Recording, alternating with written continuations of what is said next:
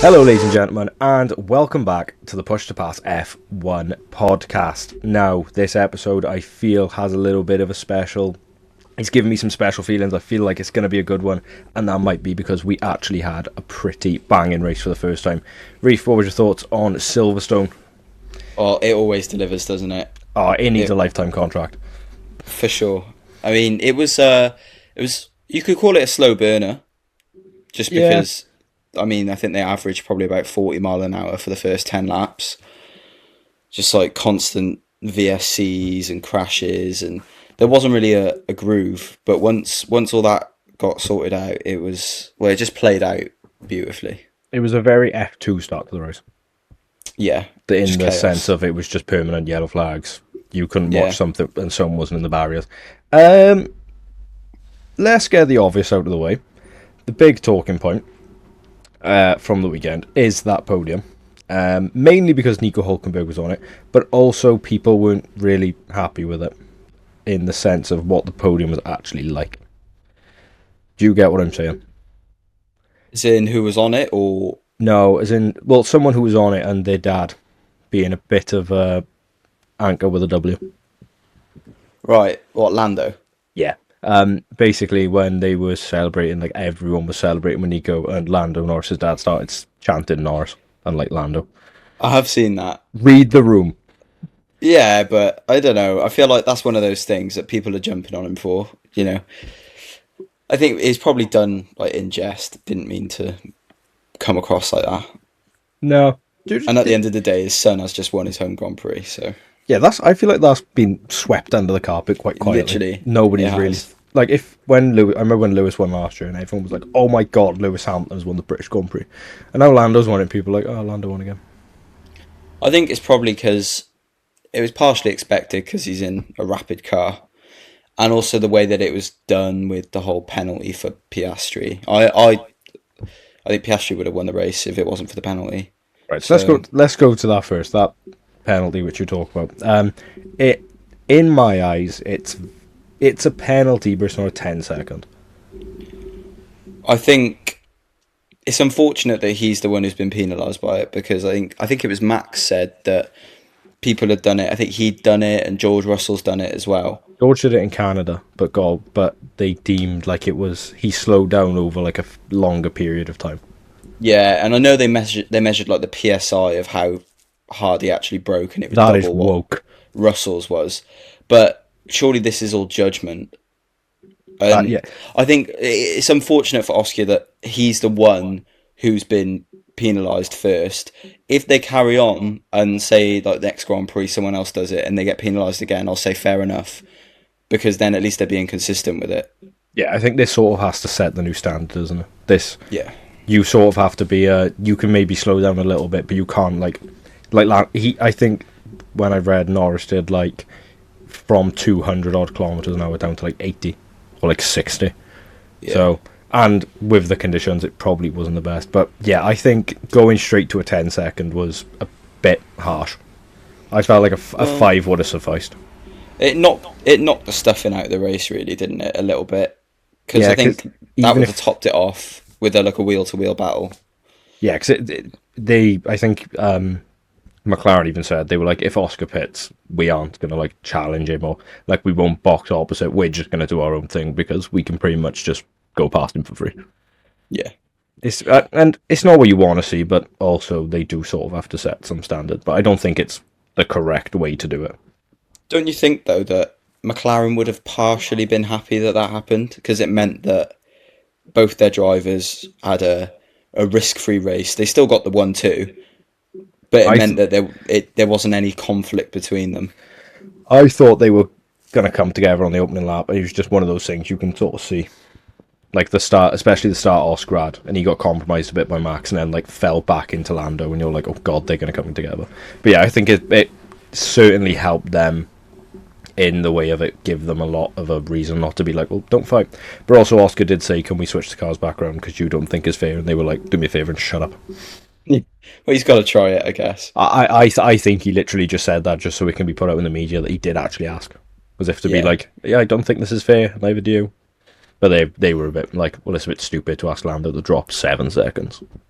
I want to talk about Max's car Right, hit me because, with that. well, he just had no downforce at all. Did you see the wing they run? Not up close, no. I genuinely reckon, right? It was probably about that. Christ.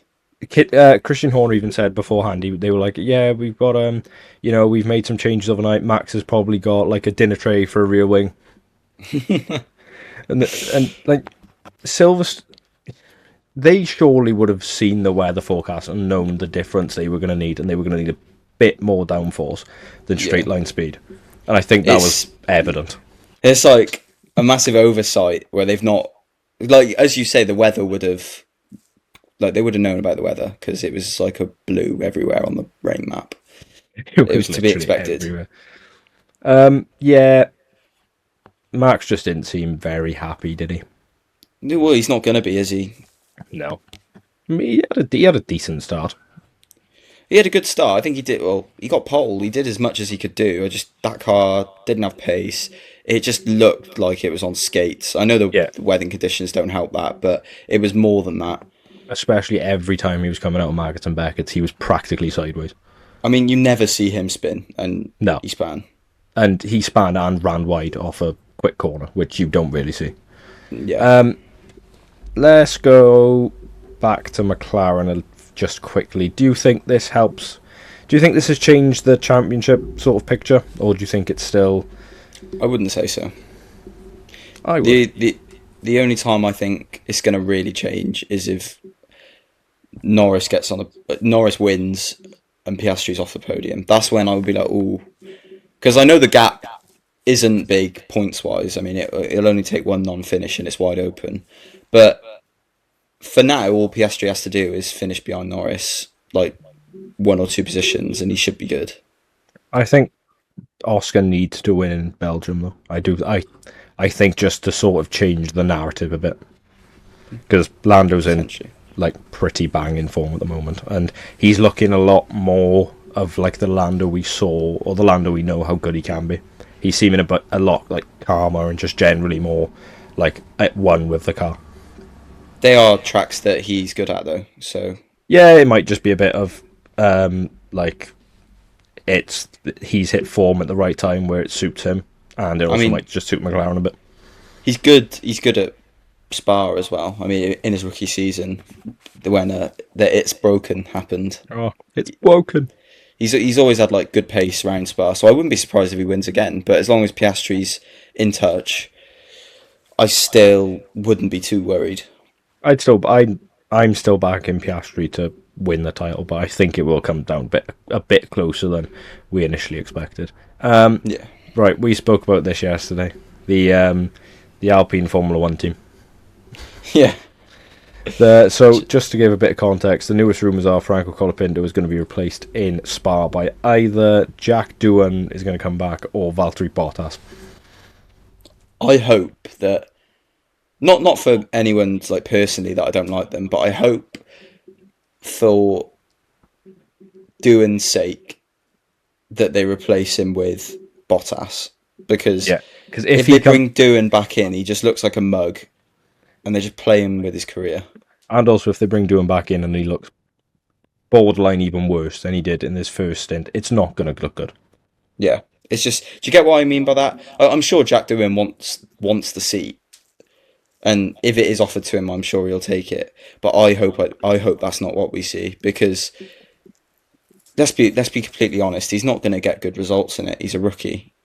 Well, also, it's not going to fill him with confidence, is it? Because when he came into Formula 1, everyone knew he wasn't Alpine's first choice. And now they've gone with Alpine's first choice, and that hasn't worked out, so they're going back to the second choice again. It's just a complete mess. I don't know what's happening there. I don't know who's running things. Well, I do know who's running things. I do. It's a madman. It's the nut job at the helm. Why have they got him? It's just at this point.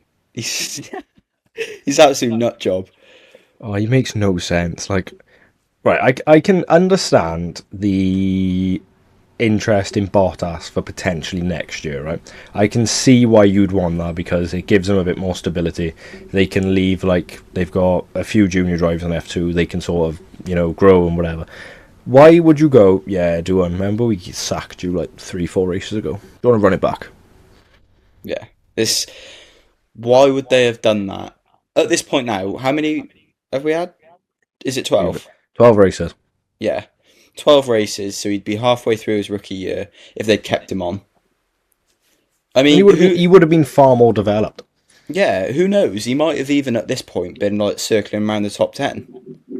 Yeah, Maybe Alpine seemed much quicker than was initially expected of them at the start of the year, just as an overall package. But then I also feel bad for Colapinto, because what's happened to him is exactly what's happened to Doohan. He's just been given no time. And also, I think the issue with Colapinto is he came in, Flavio Briatore was like, do me a favour, don't crash, or I will get rid of you, and he's crashed, and they're going to potentially get rid of him. So the rhetoric, even from the start, has just been like, your future's already at stake. Do you think that they need to introduce a sort of law against all this driver swapping? Because I can see that this is the new trend now. Yeah, we were speaking about this yesterday, and I said that they should introduce some form of regulation. And I think there is a regulation where you can only register, I think, 4 drivers per season. I think, if I'm right. Does that include test drivers, though? No, you can have like 4. You can only go with 4 like full-time drivers, so you can swap both drivers pretty much. But you shouldn't be able. Surely there should be some sort of regulation where, like, if you sign a driver, they have to be there for a minimum amount of time. Yeah, like a grace period. Yeah, you have to do a minimum of half. So say if like they didn't get rid of Doohan, and they said to Doohan, right, you've got till summer break. If you're performing well, we'll keep you on. If you're not doing as well as we want you to, we'll give Colapinto at the end of the season, and then 2026 is whoever we think did better. Yeah. Because then you'd also avoid like what happened with Lawson and what's now happening with Yuki. Yeah, I mean, I think Yuki will stay because there's no one else for the moment. Yeah, I think he's another one. If he wasn't at Red Bull, he would be under probably the most scrutiny on the grid. Did you see him going to Alpine? No, Red Bull sort of owe it to him to give him a chance next year, I think, because they've given him this car which is built for Max, which is Max is even struggling with. So I can't even imagine what Yuki's trying to do. Yeah, I mean, you've been quite harsh, I've thought, on Yuki the last few weeks. I think it's because I hold Yuki to a really high standard. Like I hold Yuki to probably the same standard of like an Albon or like an established midfield driver, where he is making like errors of a rookie right now. Yeah. Talking of rookie errors, oh god, Behrman. Yeah, he had Behrman in the pits. Do you know what? Do you know if he didn't do that in the pits? Yeah, and he started normally, I would have backed him to finish pretty high, because Haas actually looked somewhat decent until they decided to do synchronized spinning. I've got to be honest, you can see that the talent is there, but he's so raw. Like, I can't remember what session it was. I think it was qualifying. They said on Sky Sports, they were like, he is someone you can tell has so much talent, but he needs like to just have a season where they're sort of like, yeah, you can crash it as many times, but next year if you do the same, we're gonna like start to put pressure on you. I think he needs time. Yeah, just to give him like 2 years, and then maybe that third year, if he's not got out of those bad habits, then you can have a look. No, he is certain. To be fair, it weren't even him that was struggling with, because he was the only rookie who actually finished. Hajar had a massive crash. Bortoletto did Bortoletto things again. Lawson was Lawson, and Antonelli got absolutely rammed. Yep. Who crashed into Antonelli? Why can't I remember? Was it Lawson? Or was it Colapinto stalled, didn't he? What happened to him? I can't remember. Colapinto. So how they all retired, as I think I can remember. Colapinto, he came in at the end of the formation lap, pit for Inters, or no, he pit for dries, I think, and he stalled and his like gearbox gave up. Hajar had a massive thing into the wall. Bortoletto spun, somehow managed to keep it going and then parked about halfway down the road. Antonelli had too much damage to continue, so I think it was Lawson. Did he get clipped? Who? Lawson? No, Antonelli. No, Antonelli, yeah. Yeah, he lost his entire rear diffuser. He got rammed in the back. Yeah, I think it might have been by Ocon. Was it like the three? There was three of them, and then the person in the middle had nowhere to go, and it hit. No, Antonelli off. it was in the spray, and someone braked, so Antonelli slammed on the brakes, and the person behind him couldn't see him, so just went straight into the back of him. There was so much stuff that went off from Silverstone, I cannot remember the life Yeah, of I me know. what happened. Literally, I'm the same. There's pretty much no other notable things we can talk about until we get actually into the driver ratings, so we'll do that now. Your top 10, and it is probably the weirdest top 10 of all time. P10 George Russell, P9 Fernando Alonso, P8 Alex Albon, P7 Lance Stroll, P6 Pierre Gasly, P5 Max Verstappen, P4 Lewis Hamilton, P3 Nico Hulkenberg, P2 Oscar Piastri, and P1 Lando Norris. Let's start at 10. George Russell. Mercedes strategy was on absolute smoke.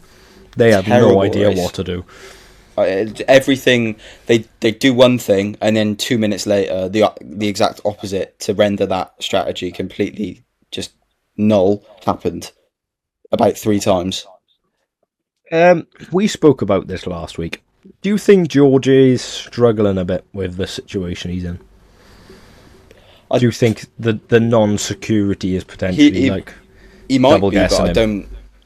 I think he might be struggling. I'm not sure, but I don't think Silverstone was anything to do with that. That was just weather and strategy, and that wasn't really down to that. He was just always on the wrong tyres, pretty much.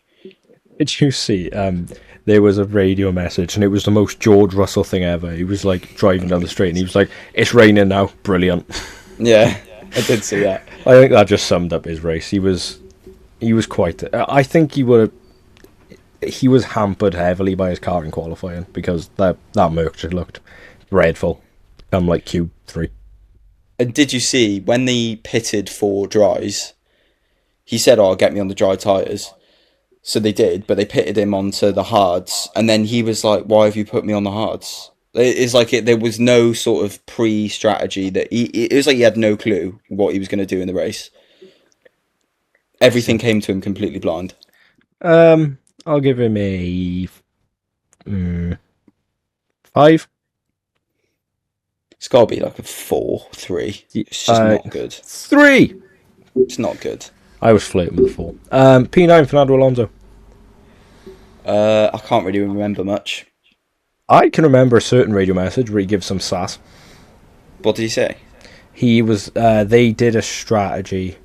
He came in and stopped, and he was like, "Oh, the people ahead of me, do they have to pit?" And they were like, "No, they're all on fresh tyres." And he was like, "Oh, great, you always seem to get it right with the other car." Oh. And even Martin Brundle was like, "That's interesting, calling out the owner's son on live TV." Yeah, I mean, that's a bold strategy, but I suppose feel like if anyone's going to get away with that, it'd be Fernando Alonso. I just think he doesn't care anymore, does he? Nah. It was a good. Look, a P9's a good. It's where you'd expect an Aston Martin, in my opinion. He's turned a corner a little bit, hasn't he? Because I mean, he had a stinker of the first 6 or 7 races. I also think he was just incredibly unlucky in those first sort of races. Yeah. But now he's sort of picking up a bit of momentum. I'll give him a 6. I'll give him a 6 as well. I think that's fair. Albon finished 8th. Oh yeah, because he had quite a good scrap with Verstappen, didn't he? I remember. P8 Alex Albon. I will go with a 7 out of 10. Yeah, it's good. It's where you'd expect. Again. Sainz, man. Sainz is in the pits. He's just bad. He might be on fraud watch. I don't think he is. I think it is. It's reliability and it is bad luck. I mean, he is slower than Albon, but I think we all expected that after the first test.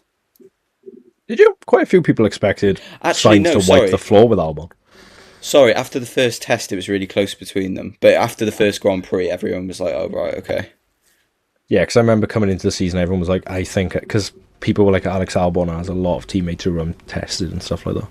And they were like, Sainz is going to like wipe the floor with him and remind him why he got dropped from Red Bull. And Albon's battering him. P7, Lance Stroll. I'm going with a 9 out of 10. Oh, that's high. I don't think it is. Did you see their strategy? It was perfect. Yeah, but that's not really him, is it? No. He I'm joking with the 9. I'll give him either a 7 or an 8. I think an 8 is fair. As you say, their strategy was like an absolute perler. So really, if you're thinking about it, he probably underperformed. I think he could have been in the top 5. Yeah, but he got overtaken by Max and Pierre. Sort of cars you'd potentially expect to be a bit quicker than. Fair enough. I mean, at the end as well. Do you hear what he said at the end of the race? Yeah, he was like, "This is the worst car I've ever driven." Yeah. Or you might just be the worst driver to ever drive that car. This is what I'm getting at. I give him a 6. P6, Pierre Gasly. He just seemed to have fun.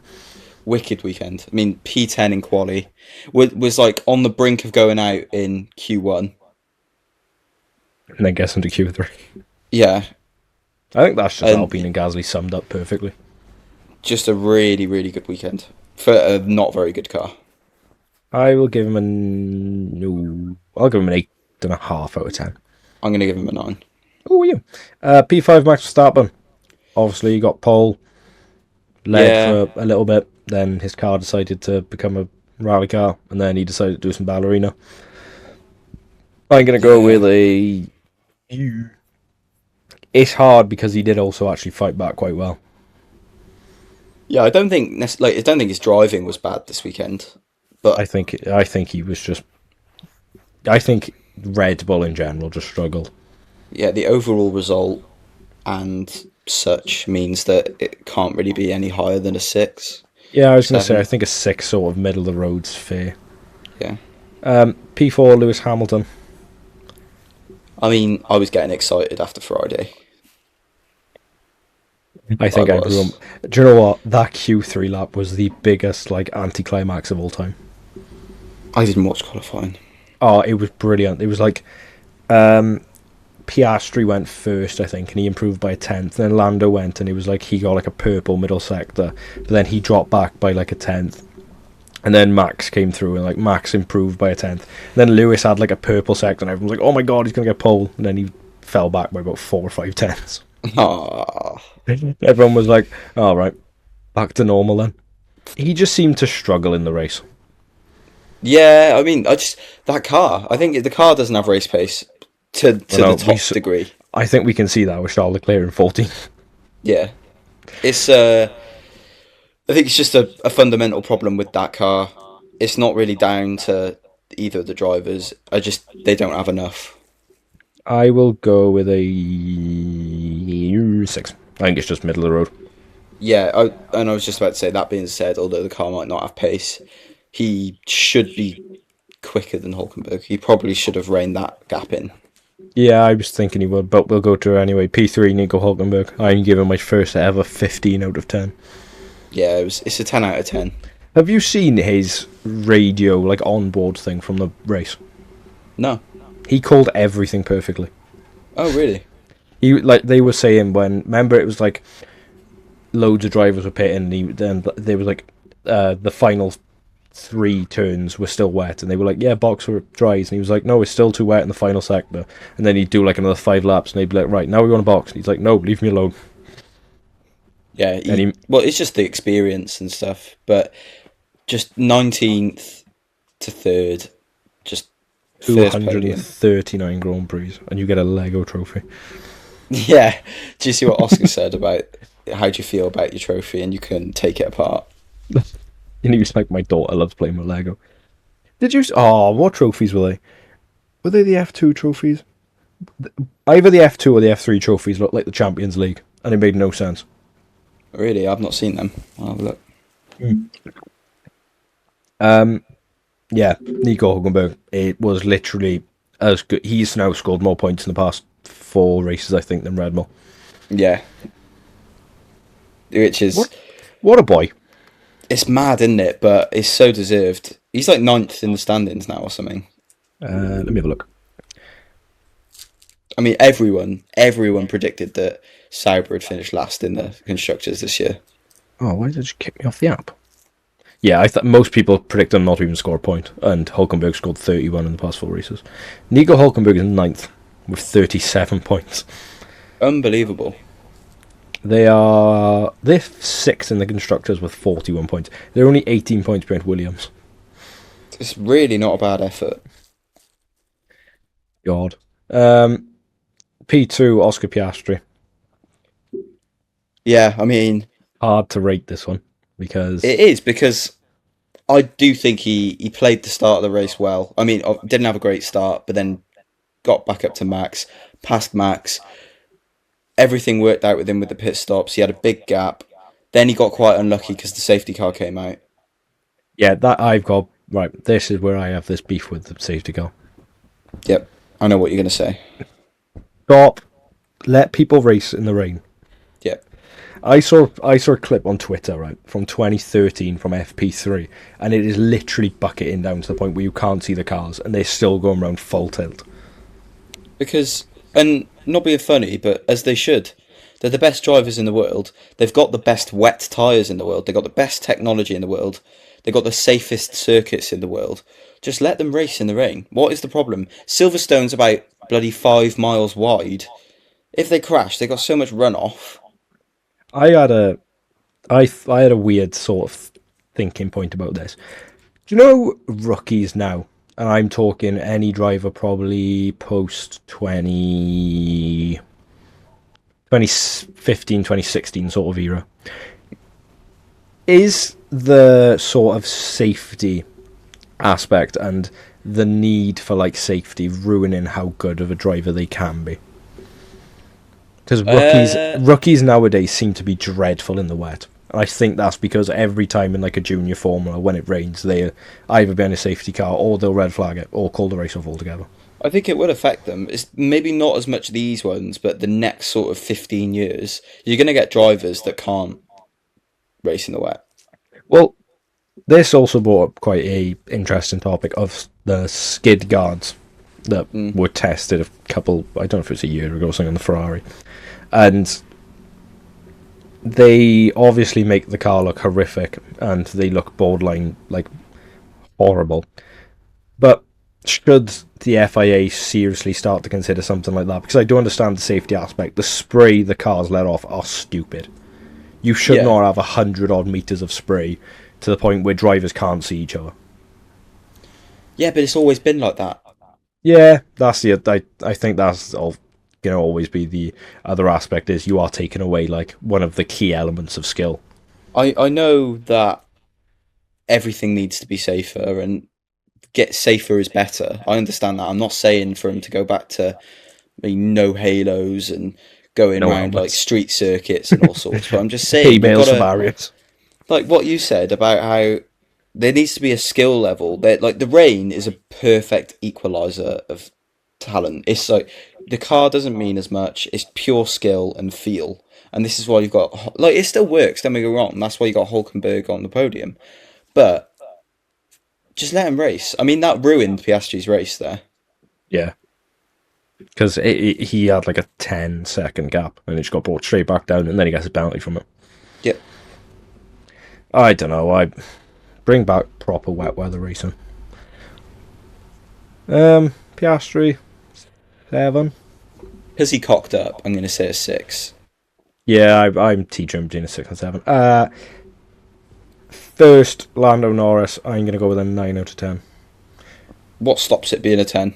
The fact he wouldn't have beat Oscar on pace, in my opinion. Perfectly valid. I'll have to agree. I think Piastri was probably quite comfortably he should have been on pole if it wasn't for the fact Max Verstappen literally is like the motorsport equivalent of a miracle. He just takes his brain out, doesn't he? It's for a lap. He just removes his brain and just goes. Just plugs him in. Literally, he's like one of those Duracell bunnies. But yeah, I think Oscar was very unlucky not to be on pole, and I think Lando probably would have hoped to have at least got second. I think this is why people aren't saying like, "Oh my god, like Lando Norris won his home Grand Prix," because I think everyone kind of deep down knows that Piastri was in line to win that race. Yeah, ultimately, it is. Look, Lando's the person who walks away with 25 points, and it was a very, very good drive from him nonetheless. But I just do think there was a slight element of good fortune. Yeah. Right. Biggest winner from the weekend. I'm no Nico Hulkenberg. Let me think. Yeah. It's Sauber / Nico Hulkenberg. Biggest loser. Colapinto, surely. And I want you to cast your mind back to our preview. Did I say Colapinto points? I said that Colapinto was going to have a nightmare. Oh, did you? I did. By the time you had a prediction come true. What can I say? I'm going to go with Haas, because they comfortably could have got double points if they didn't decide to mess around for half the race and do rallycross and synchronized spinning. Right, so just to finish off, what we're going to do is a quick little segment, sort of themed around Nico Hulkenberg, but not including Nico Hulkenberg. So Nico Hulkenberg is obviously widely regarded as one of the most underrated drivers of all time. We are going to do our top 5 most underrated drivers of all time, but we've agreed not to include Nico Hulkenberg. Yes. Because we think that would take like quite an obvious spot. So Nico Hulkenberg could be 6. Do you want to do it? You do your 5, I do my 5, then do 4? Yeah, okay. Right, give me your 5. My 5 are Kamui Kobayashi. Or 5th. Oh, Other way, you idiot. Don't worry, nah, I've got that. I don't really have them in order. No, I have.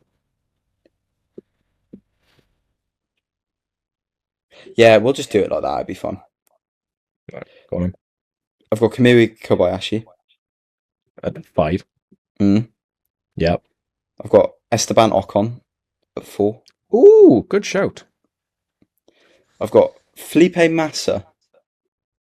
Good shout.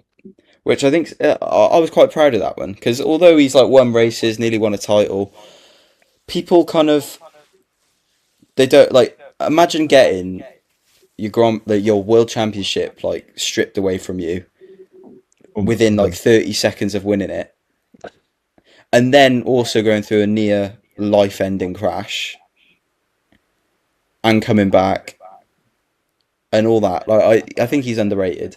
He's I've got the global head of go-karting, I think. Yes. This one is interesting. I don't think you'll agree with this one, but I've got him in the wrong order as well. This guy's supposed to be 5th. I've got Daniel Kvyat. He was one of my options. I did contemplate him. If you look on paper, on his day, comfortably one of the best midfield drivers we've had. On paper, in his first Red Bull stint, or was it his only Red Bull stint? Yeah, he was replaced by Marx, wasn't he? Yeah.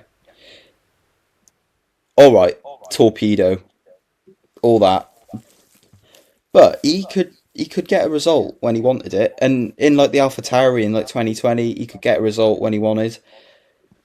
Quite underrated, I think, and the whole torpedo name just never helped. Yeah, I think that sort of just it was like it ruined him, really, didn't it? And then my most underrated driver of all time in my lifetime. You might not agree with it, but I've got Nico Rosberg. Oh, I like it. I haven't got him, but I do like it. Had his one championship, then dipped. Yep. Right. My 5. This is going to be an interesting one. 5th, I have Kevin Magnussen. Okay. Because you've got to remember, he podium in his opening race, McLaren looked quite good and then just got binned off. 4th, this is a blast from the past. Pascal Wehrlein. Oh, okay. Probably not given enough time. Yeah, meant to be the Mercedes German protege, wasn't he? Meant to be the new Rosberg. Yeah. But instead, he's had a decent career in whack. P3, I have Kamui Kobayashi. Yes. I've got an interesting pick for number 2. 2nd, I have Valtteri Bottas. He was in contention for me. I think he was like Bottas at Williams in that sort of 2017 era was rapido. And first, I have Felipe Massa. You have Massa as well? Yeah, I think Massa is just like if you talk to someone probably about our age, to be fair, or like someone a bit younger, and you go, "Oh, do you know what? Name me like 5 of the best drivers from like the early 2010s." People will instantly go like, "Oh, Vettel, Hamilton, Button, Alonso." I don't think many people would go, "Do you know what? Felipe Massa." No, I don't think so either. And don't get me wrong, he wasn't always up there. After like 2008, 2009, his career did take a downhill sort of trajectory. But people forget. People forget what he had to go through. I also think that's heavily down to his injury as well. Yeah.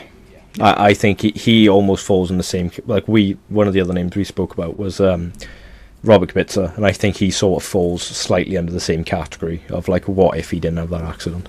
Yeah.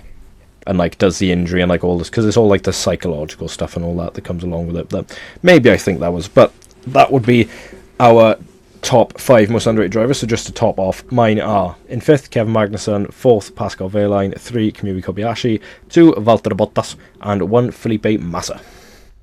And I've got in 5th Daniel Kvyat, 4th Esteban Ocon, 3rd Kimi Kobayashi, 2nd Felipe Massa, 1st Nico Rosberg. Esteban Ocon and Daniel Kvyat is some big old picks. Fair play to you. But that is all we have time for today, and I hope you have enjoyed. If you are listening on Spotify, don't forget to rate us 5-star and drop us a follow. It is hugely appreciated. If you're on YouTube, drop us a like, drop us a subscribe. We are currently hitting pretty good views on YouTube, and we are slowly getting there. So it is much appreciated. I have been Max. I've been Reef. And this has been the Push to Pass F1 podcast.